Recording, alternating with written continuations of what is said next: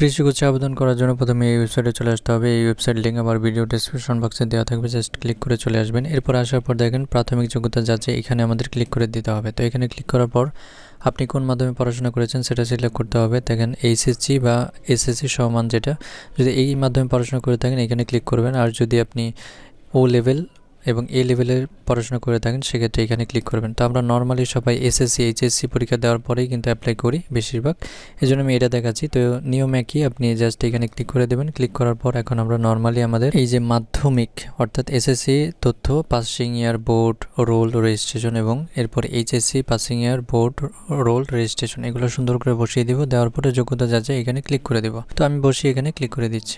Click করার পর আমাদের এখন সাইন আপে ক্লিক করতে হবে। এখানে আমাদের মোবাইল নাম্বার এবং ইমেল আইডিটা বসিয়ে দেব। অবশ্যই সঠিক ইমেল সঠিক মোবাইল নাম্বার দিতে হবে, কারণ আমাদের এখানে কিন্তু ওটিপি আসবে এবং পাসওয়ার্ড আসবে। এজন্য আমি প্রথমে আমাদের মোবাইল নাম্বারটি দিয়ে দিলাম, এরপর আমার ইমেল আইডিটা দিয়ে দিলাম। দেওয়ার পরে জাস্ট আবারও এখানে সাইন আপে ক্লিক করে দেব। সাইন আপে ক্লিক করার পর এখন আমাদের নাম্বারে কিন্তু একটা ওটিপি চলে আসছে। তো ওটিপিটা জাস্ট এখানে ওটিপি এই যে ইন্টার ওটিপি এখানে বসিয়ে তারপর কিন্তু আমি সাবমিটে ক্লিক করে দেব।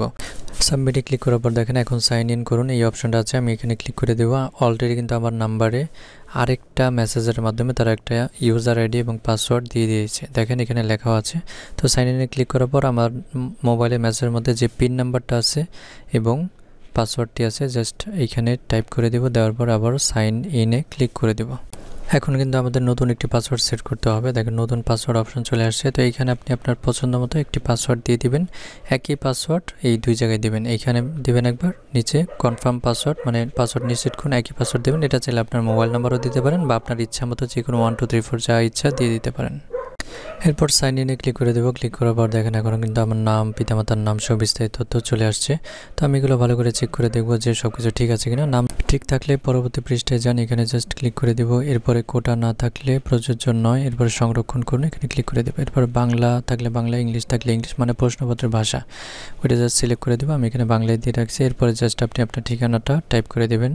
বিভাগ ঢাকা, জেলা ঢাকা, এটা আমার এখানে দেওয়া হয়েছে, আপনি আপনার মতো করে দিয়ে দেবেন। এরপরে বর্তমান ঠিকানা এইখানে জাস্ট আপনার হোল্ডিং নাম্বার, গ্রামের নাম, ডাকঘর এগুলো বিস্তারিত এখানে দিয়ে দেবেন। দেওয়ার পরে জাস্ট সংরক্ষণ করুন এবং পরবর্তী পৃষ্ঠায় যান, এখানে ক্লিক করে দেবেন।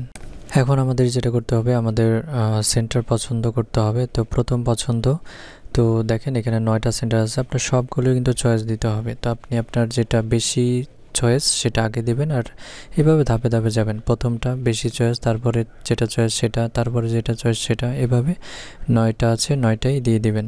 তো এইভাবে 9টা সিলেক্ট করার পর আমি আবারও নেক্সটে মানে এই সংরক্ষণ করে পরবর্তী পৃষ্ঠায় যান, এখানে ক্লিক করে দেব। আমার সবগুলো হয়ে গেছে তাই ক্লিক করে দিচ্ছি। এরপর আমাদের ছবি আপলোড করতে হবে। তো ছবি 300 বাই 300 পিক্সেল হতে হবে। কিভাবে করবেন আমার ভিডিওর নিচে একটা লিঙ্ক দেওয়া আছে, জাস্ট ক্লিক করে আপনি দেখে নিন। খুব সহজে আপনি মোবাইল বা কম্পিউটার দিয়ে এই 300 বাই 300 সাইজ করতে পারবেন। আগেই রেডি করে রাখবেন ছবিটা। এরপর জাস্ট এখানে ক্লিক করে আপলোড করে দেবেন এবং সংরক্ষণ করুনে ক্লিক করে দেবেন। আমি এখানে সংরক্ষণ করুন ক্লিক করে দিলাম। এরপর কিন্তু আমাদের পরবর্তী ধাপে আমি এতক্ষণ যা করলাম সব কিছু কিন্তু আমাদের সামনে চলে আসছে। তো আমরা একবার চেক দিয়ে নেব সব ঠিক আছে কিনা। সব যদি ঠিক থাকে সেক্ষেত্রে নিশ্চিত করুন, এখানে আমাদের ক্লিক করে দিতে হবে। তো পরবর্তী ধাপে আমাদের পেমেন্ট করতে হবে। তো আমাদের সব ঠিক আছে তাই আমি নিশ্চিত করুনে ক্লিক করে দিচ্ছি। তো এখানে দেখেন নিশ্চিত করুনে দেওয়ার পর আবেদন ফি জমা, এখানে ক্লিক করতে হবে। তো ক্লিক করলে 1200 টাকা প্লাস সাথে কিছু ব্যাট তারা কেটে নেবে। তো এরপর আমরা ওয়েট করছি। তো দেখেন বিকাশ, রকেট, নগদ দিয়ে আমরা পেমেন্ট করতে পারবো। গেট অন হয়ে গেছে। তো এখানে আমি বিকাশ সিলেক্ট করে দিলাম। এরপর আমি নিচে পেতে ক্লিক করলাম। ক্লিক করার পর আমাদের কিন্তু এখন বিকাশ নাম্বার দিতে হবে। নাম্বার দিয়ে কনফার্মে ক্লিক করার পর আমাদের নাম্বার একটা ওটিপি আসবে। ওটিপি বসে আবার কনফার্মে দেওয়ার পর আমাদের বিকাশ পিনটা দিয়ে সাবমিট করলেই কিন্তু আমাদের বিকাশ থেকে টাকা কেটে নিয়ে নেবে এবং আমাদের আবেদন প্রক্রিয়া সম্পূর্ণভাবে সমাপ্ত হবে। দেখুন আমাদের পেমেন্ট কিন্তু অলরেডি সম্পূর্ণ হয়ে গেছে। তারপর আমাদের এখান থেকে পে রিসিপ্টটা নিতে হবে। এর জন্য অবশ্যই আমাদের একবার লগ আউট করতে হবে, সাইন আউট করতে হবে। সাইন আউট করে পুনরায় লগ ইন করলে আমরা এইখানে কিন্তু এই অপশনটা পেয়ে যাব।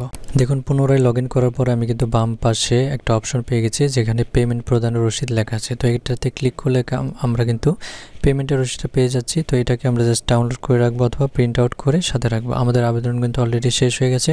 তো পরবর্তীতে আমাদের অ্যাডমিট কার্ড আসবে, সেটা কিন্তু অবশ্যই আমাদের নাম্বারে মেসেজে চলে আসবে। তো এইভাবে আবেদন করতে হয়। কারো কোনো প্রশ্ন থাকলে অবশ্যই আমাদেরকে কমেন্ট করবেন।